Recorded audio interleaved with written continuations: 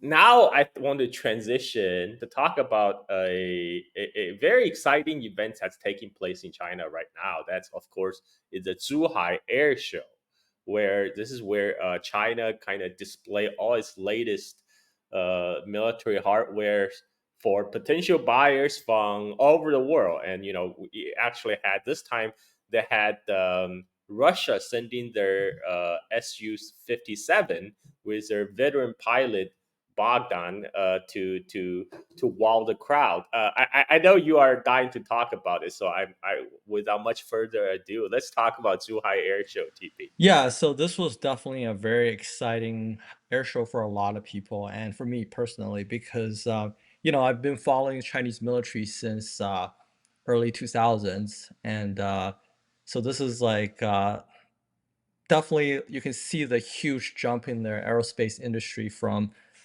2006 until now.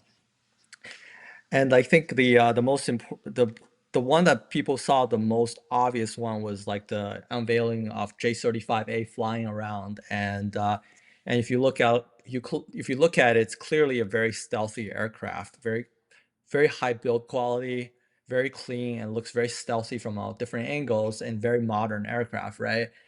And if you compare it to F-35, F-35 has the nickname of Fat Amy because it's fat, and it's like in order to accommodate like different requirements, they made it the way it is. Whereas J35 just looks nicer and cleaner.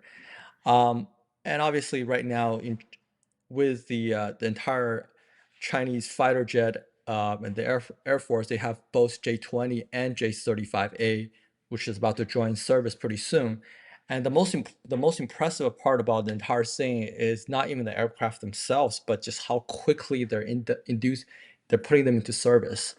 Um, Back from a few years ago, they were making maybe 10 to 15 a year. And this year, they're probably going to be close to 100 J20s getting built this year. And, I wouldn't be surprised if they get to 200, 300 a year at at the way that they're introducing things, at the way that the factories are expanding. Like we can see the supply chain massively ramping up. And, with Chinese people, when we increase production, we don't increase it by like 20, 30%. We increase like 3 to 5 times. And we But what do you say? I saw a tweet some time ago. One U.S. military guy, those open source intelligence guy, is making he's making the argument that yes, China may have a local superiority, but U.S. has all its allies buying F-35. So if you combine all the F-35 fleet of U.S. With U.S. and its allies, it's over 1,000 F-35s. It will totally overwhelm whatever China can put up with. What do you say to that? I mean, those aircraft have to be available. There has to be bases that can fly out of. Once you destroy the few in Japan, there's only a couple of them. Like, you know, I don't even know how many of the South Korean F-35s are operational at the moment. So these are the kind of issues you're dealing with here. Like these people are not serious, right? The German Navy sent one of their surface warships to China through Taiwan Strait to show off their military prowess. But on the way back, they completely avoid the Red Sea because they didn't actually have any air defense missiles. So these are the kind of like people you're dealing with here. It's all about you know being seen, but in terms of actual combat effectiveness, it's non-existent. So yeah, But TP, everyone is telling me the Chinese J-35 just a copycat of F-35, and how can and Chinese quality obviously not as good as made in America, right? yeah. I mean, like there's definitely like a lot of the newer stealth aircraft per se. I wouldn't call them all stealth aircraft, but some of them have taken inspiration from F-35. You can kind of see the general shape. A lot of them do look a little bit like F-35 in some ways. And, J-20 is its own thing because it has the canards in the front. It's really a beautiful aircraft. But you know, F, you know, anyone should know that you cannot possibly copy an aircraft when one has one engine, the other one has two engines. Like it just doesn't work, right? It's kind of ridiculous. And you can if you look at it, the J35 is clearly skinnier than F-35. And if you look at it, the frontal part of it, it has like a much bigger nose, which means it has can accommodate much larger radar and which is more powerful. It can has like a bigger, more space in the front for electronic warfare suite, and it's also geared more for like air-to-air warfare. So that means that it doesn't have to use up as much of its payload for ground munitions and things like that. And F-35 is having a real issue right now in their upgrade because uh, like about 15 years ago, 14 years ago, when 13 years ago, when J20 first came out, people were laughing at J20, saying, "Why is this thing so big? Are they using a bomb truck here or something?" And it turns out now that China figures things out way in advance because now it became people realize it's a good thing when you're upgrading. This is also related to semiconductors because if you want to like pack a lot of computational power, like really powerful radars and electronic equipment in your aircraft, you need space to deal with the heating requirements and things like that. And F-35 is having real issue with upgrading the amount of power their system can generate because the aircraft's so small. And J35 from day one was designed to handle much more power because it just came along much later. So they can spread out the heat generated from the electronic equipment across the aircraft, so it doesn't have as much of a infrared signature going around. So these are the kind of things that like we we discussed I discussed with some friend of mine, and it's very obvious to anyone looking at it that there's the real advantage for J35 and J20 versus F-35s. Okay, then let's talk about the numbers, right? I mean, the F-35 has been in production for a while. Um, there's a lot of orders from U.S. as well as its allies, whereas the J35 they're just been debuting. How fast can China ramp up the production, and what numbers are we talking about? How many can China put into I think the service? number they put in service is more dependent on how many pilots they can train to using fifth generation aircraft rather than like how many they can produce. Like right now, they have ramped up J20 to around 100 a year, which is a lot actually.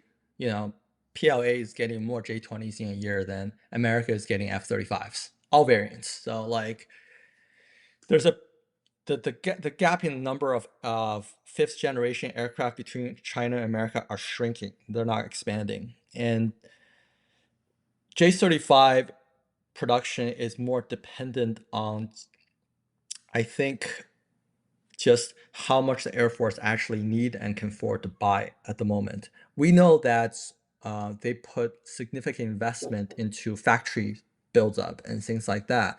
And we also know that with greater investment in your factories, then you can produce more. And the more production you have, the lower the cost is. So it's in their incentive to increase production of the J20 and J35 combined to maybe 200 or even greater than that. And I do think that if based on the supply chain buildup, they can do more than 200 if they wanted to. So for lay people, can you explain why China need two stealth fighter jets? Why it needs J-35 when he already had J-20? Yeah, so I've actually had arguments with some people about this because Uh, I can definitely see the argument that the Air Force doesn't need two different type fifth generation aircraft. But I think they made the decision because one, the Navy is already getting the J35, and it's good to uh, if your Navy is purchasing it, if the Air Force also purchases, then you have a bigger order. Then the cost of J35 for the Navy and the Air Force comes down a little bit. And also, J35 itself is also, from the look of it at least, a very stealthy aircraft. It probably will because it's smaller, it's probably not going to have as much range as J20, but in terms of stealth, it might even be better than J20 because it came along later. So, so it had more time for the stealth requirements. And also, once it ramps up, our guess is that its cost is probably going to be lower than J20 because it is smaller. So if you can get a aircraft that is as good as J20 for point air defense, um, but at a lower cost, then that's a win for the Chinese Chinese Air Force. And another point I think is very important that people don't think about is it's good to have two aircraft corporations to both have strong design bureaus that they can develop product. You need competition, and you have Chengdu and Shenyang as your two main aircraft bases. And I saw something recently about J35 project, which was really interesting. The average age of the researchers, the engineering team was only 32 to 33 years old. So, so if you think about Wow. it, they have an entire career in front of them to really develop great stuff. And that's what I'm talking about here, right? So do you see the Chinese Navy gonna replace its current fleet of J15 and J16s with J35? I think the earlier J15s will be removed from the fleet, and they will go with the J15Ts, and they will also go with J15Ds, which is the electronic warfare aircraft, and the bulk of the fighter jet fleet will be J35s. So because J35 is a better aircraft, so you'd want to have as many of them as possible, but you also need some J15s because they can service a role of like as a bomb truck we call it, and also in the role of buddy to buddy refueling. So they have their own role. They have their own advantages because they're like big aircraft that can carry a lot of payload and fuel. Okay. What other interesting stuff did you find at the Zhuhai Air Oh my Show? gosh, the unmanned stuff was just outrageous. You might have seen some of the stuff I posted. They called the robot wolf pack, which is one of the scariest things I've seen. They're just crawling around. I'm like, if that thing shows you up in front of me, I'll just surrender right there, probably. And then they had these like obviously from the Russian-Ukraine conflict, you see that the drone usage really spiked up. And then like at the Zhuhai Airshow, you saw these like just unbelievable number of counter drone swarm systems because America has been talking about hellscape and whatever to overwhelm China's air defense. And then you see these systems that came up. They have lasers, anti-lasers to counter the drones. They have microwave systems to counter drones, and they have these micro missiles that's operate on unmanned ground vehicles that just moves on can shoot them down. It's like it was amazing a number of system that just popped up. And the other thing we noticed was just the number of drone swarm launch platforms they have. So they have this humongous drone called 9天, and it has like a huge module, which Chinese people are calling that the drone an aircraft carrier because it carries a lot of drones in there. They can carry a lot of drones in there. It can launch like a full body of FPVs on the adversary, right? And the other thing is you can see like a lot of the ground vehicles. They're able to launch like 48 loitering munitions, and you also have this hypersonic vehicles that can go to the destination and just spits out like FPVs, different kind of anti-ship different kind of missiles and stuff. It was wild. And there was also this. They were saying even the rocket launchers now they can fly over, and instead of delivering like you know uh, just artillery shells, they're actually opens up and FPV just comes out of them, and so they can fly further and actually hit the targets more accurately. So like we've seen these shows where they have like 10,000 drones in Shenzhen. Like these are the kind of things that scare the military planners out there. I for my audience, what TP referred to about the U.S. Military planners about hellscape in Taiwan Street. I saw an article recently where a U.S. Pentagon official was talking about they're gonna the way for U.S. to win is they're gonna have these thousands of unmanned drones, unmanned vessels, unmanned drones attacking the Chinese in the Taiwan Strait. And when I read this, I'm thinking, you are saying you could outcompete China in industrial capacity, because that's what you're talking about. Like China have automated like lights off automated factory that's rolling out cruise missiles, drones. I mean, they can. I mean, U.S. I just don't see U.S. has that kind of production capacity to compete. When it comes to drone wars, that's ridiculous. But what about the robot wolf pack that was shown at Zhuhai Airshow? I thought that wasn't that originally a Boston Dynamic product? Like they're the first one who came out with robot dogs, right? What happened to I that? mean, the Boston Dynamics actually came out with a lot of like robotic product early on. But as with many things, China figured out this things we actually need this thing, so we're gonna get the cost down, and we're gonna use electric motors instead of hydraulic motor that they were using, and we're gonna mass produce it. So what we're seeing in China right now is these robot dogs actually getting used. We're seeing different kind of AI robots actually getting used instead of just showcasing themselves on videos and saying, "Oh, this thing costs like $50,000," and China's like, "Oh yeah, Unitree. Oh yeah, we were gonna produce this thing for like 1,000." And we're gonna have like we're gonna mass producers, so we're gonna have a couple thousand of these on the battlefield. What are you gonna do about that? And so this is actually, you just can't compete with China in, you know, industrialization, right? Even if you have the factories, you don't have enough electricity to power the factories to produce these things. And for people, this is true because if you look at the power generation over last 40 years between China and US, so for the last 20 years, US power generation capacity is flat. It's basically flat, whereas China is going off like this. China is still continue to add a lot more, because Chinese philosophy is, if you build it, they will come. This is what they call Chinese overcapacity, which is completely bullshit. China builds for the growth and for the future. And what you said about Boston Dynamic and the Unitree, this is kind of true, holds across all fields of industry. Actually, the U.S. is really good about like making the prototypes, but the actual commercialization and mass production, China got that handle. So this is where like a lot of copium are produced in the West. About, China is always copying the West. They're always copying U.S. They're copying Boston Dynamics. They're copying F-35s. But look, no matter how you spin it, China can mass produce it. And come back to the F-35 and J-35s.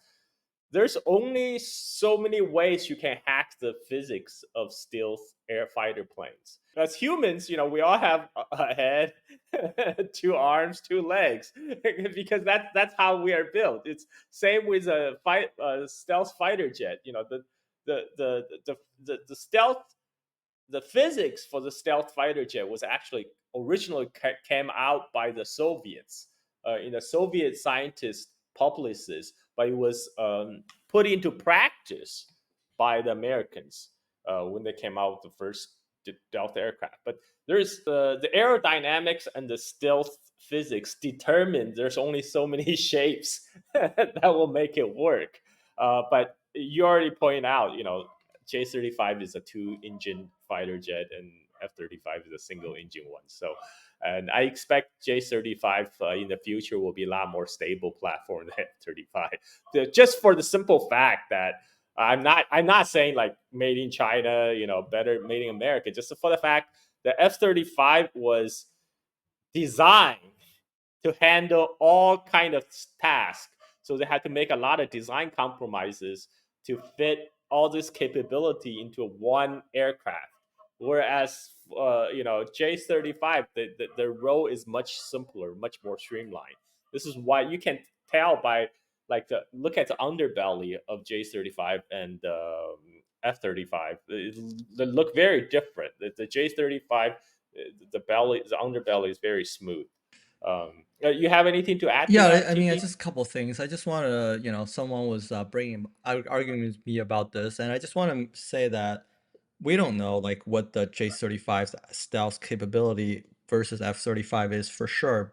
But we can see that they're both very stealthy aircraft, and it's probably on a similar level. And that's whether one is a little more. I don't think it's all that relevant in the actual battlefield. So I don't think it's worth arguing with people about that. But I think the more important part I wanted to get back to is the idea of like America inventing, Westerners inventing stuff, and Chinese actually mass producing it. I think that's been a case recently because China had been starting much later on in its development, so it was still catching up.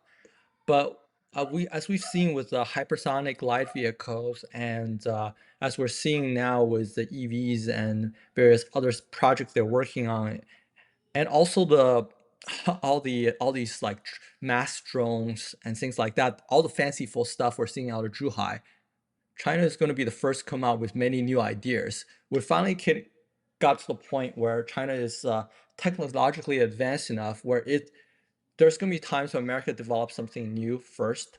There's also going to be times where China develops that thing first, right? So China is not just going to be following the footsteps of like the Western countries. It's going to be the first to invent many things and then also putting them into production. It might not say it in public, but China does not rest on PowerPoint presentations. It's like that's a common theme among people in EV industry in China. Is like the Westerners, they're just doing their stuff on PPT. They talk, they talk, they talk all day. What do they have? This is why US still maintain lead in ChatGPT because of expertise in power for presentations.